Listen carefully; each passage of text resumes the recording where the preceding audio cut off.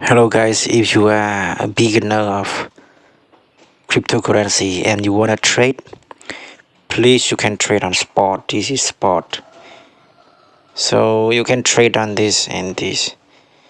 You can be patient and you can buy it like say $1,000 and you hold it 1 or 2 years. How much you will get, you can try it. And one more, if you are beginner, you should not trade on margin. This is future. As of future, you should not trade on this. Why? Because this is gambling. Margin, you can borrow money and get money back.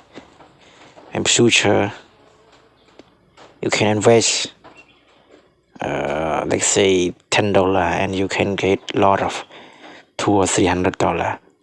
But if you fail, you will lose.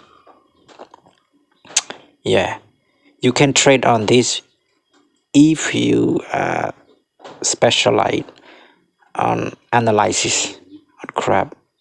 But if you are beginner, you should not. You can trade on spot. This is spot.